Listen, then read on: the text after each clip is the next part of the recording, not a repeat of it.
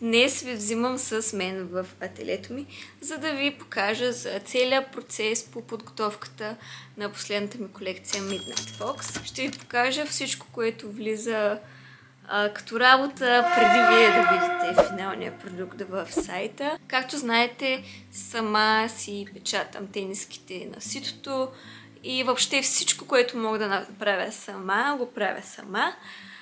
И сега ще видите как. В случая за тази колекция знаех, че искам да направя свитчери, тениски и шапчици с бродери, които реално са тези.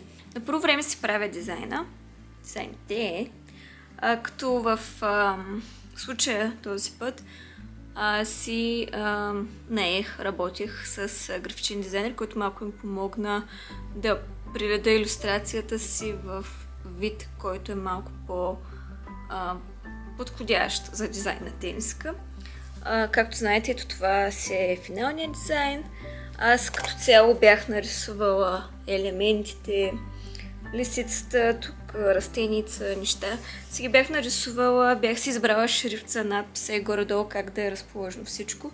Но някакси ми липсваше това графичното, не знам, липсва ми като цяло мисленето като графичен дизайнер. Затова просто си намерих човек, който да ми помага с това и да преработи малко моят дизайн, докато се стигне до този завършен вид. Същото важи и за другият ми дизайн, по същия начин за Magical Botanicals. Така и като цяло дизайните ги правим на Procreate, след това си ги векторизирам, за да мога да ги пренеса на ситото, но още не сме стигнали до ситото. Най-напред си избирам стоката, в смисъл намирам си тениски, свитчери, върху които да печатам.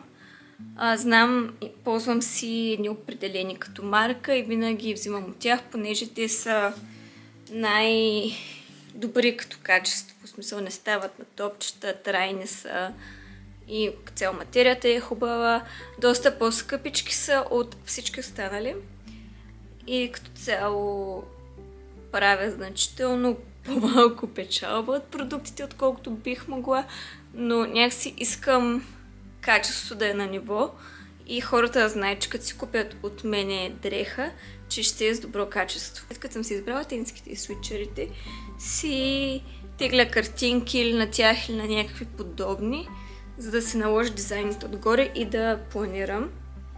В случая нещо такова ми е плана.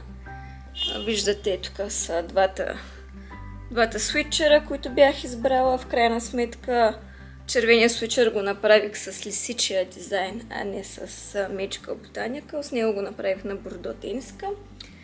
И тук е и този с бродерията.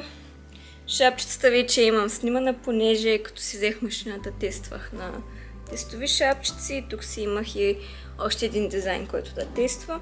Так, като цяло, горе-долу това ми е планирането, кое как ще изглежда. Обичам да го имам нагледно, за да се виждам всички неща. Както знаете, тук има още една тениска, какъв цвят бордо. Да, има малко промени по първоначалния ми план. Но горе-долу това. Освен дрехите, преработих и ето този дизайн. Ще фокусираме ли? Не, няма фокусирам. Така да преработя този дизайн на стикерче в горе-долу такъв вид, за да мога хем да го ползвам за бродерията, но го ползвах и за такива да направя емалирани значки, които станаха много яки, много съм доволна. По опит от предишните значки, които правих, които отзад бяха с една игла и се въртяха и се обръщаха, този път направих лисичката с две игли, за да е стабилна и да не се върти. И да намалим шанса за изгубване също така. Най-основната част, дизайните са готови. Стоката е тук, взела съм я, принесла съм я с 300 зора до ателието и е време да започнем производството. Имаме дата за фотосесията с студио, фотограф, модели. Дори още не съм почнала да печатам стоката, имам само няколко шапки с бродиране за момента. И така, Другата по-тегла стъпка е пренасенето на дизайна върху ситото, за да можем да печатаме. Ето така изглежда цитата, лисичото сито. Реално как работи с шаблон и UV светлина и фотосенситивна емулсия. Един процес, просто който аз не ми е особено приятен, понеже шанса да го объркам винаги е доста голям. И всичко трябва да се прави после наново, ако нещо объркам. И цялото напрежение, дали ще го объркам, просто ми идва малко повече, но в крайна сметка ни позволява да си печатаме самите инските. Това реално, това, което виждате бяло, е шаблона, в който няма емулсия и от тук преминава мастилото, като печатам. А всичко друго блокира мастилото. И като имам цитата, имам мастилото, имам ракела, просто вече мога да започна и да печатам. Ето тук на пресичката ми. И понеже не исках анораците тениските, понеже с тъмен цвят, не исках да ги отпечатам просто с бяло. Затова си направих един малък микс от боите за ситото. Не знам на камерата до каква степен си личи, но за червените дрехи смесих оранжево, бяло и вода. Кисело мляко? Не. Боя. За да може да се получи цвят, който е бледо-оранжев, но е прозрачен. Така че като ги напечатам и като изсъхне мастилото, то да е леко прозрачно, за да може щампата да изглежда с такъв по-винтидж ефект, а да не е просто с бяло. Като отпечатам лицето на блузата, след това трябва да сложим и брандирането, което е вътре в врата. Другото по-ново в тази колекция, което не сме виждали до сега при моите неща, е бродерията. The twin needle effect is illustrated to its best advantage in embroidery. In this cot cover, for example, two colors are worked at the same time. Besides this advantage, by varying the shape, length and width of the stitch, it's possible to produce more than 1 million types of embroidery stitch. Миналата година, края на миналата година, декември месец, реших да направя инвестицията, да си купя машина за бродиране.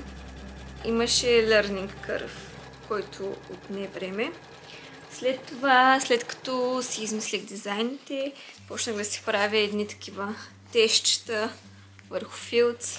Това Cottage Witch е реално единият дизайн, който направих на Switcher. Голяма част от декември като цяло прекарах в това да се науча как работи машината, понеже си представях, че просто си правя векторче на дизайна и някакси го пъхам в машината и тя магически знае какво да прави и оставям и тя се работи и е някакъв hands-off experience. Всъщност не е. Доста по-сложно е, отколкото си мислех. И в един прекрасен момент бях готова с направата на всички неща от колекцията. Пристигнаха и лисиците от производителя. Тях, за съжаление, нямам как да си правя сама, понеже нямам завод за метал. Това, което ми оставаше в този момент, е да направя снимки за сайта и да обявя в социалните мрежи, да подготвя пускането на колекцията по възможно най-оптималния начин. Нещо, което за първи път направихме, е да снимаме дрехите в студио с модели. Много съм доволна от резултата. Мисля, че снимките станаха супер, виждат се много добре продуктите по възможно най-ясния начин. Понеже преди ги снимах на закачалка и много не се разбираше как стоят, а сега като са на хора, мисля, че е по-добрия вариант да се виждат облечени. И вече имайки снимките, стоката, всичко е готово. Остава само да ги пуснем. За тази колекция реално направих доста неща за първи път. За първи път имах толкова много наличност от всичко. За първи път имах бродерия, за първи път имах такива снимки в студио и за първи път имах шапки. И обратната връзка от колекцията беше, може би, най-добрата ми досега, най-много поръчки имах в пробявяването, сравнено с предишни нови неща, които съм пускала. И се радвам реално, че този риск от моя страна беше оценен, че дизайните се харесаха. Надявам се да ви е било интересно. Ще се радвам да ми кажете какво друго бихте искали да ви покажа. И благодаря ви, че бяхте с мен и до следващото видео. Black top, big t-shirt, Billie Eilish. So fragst du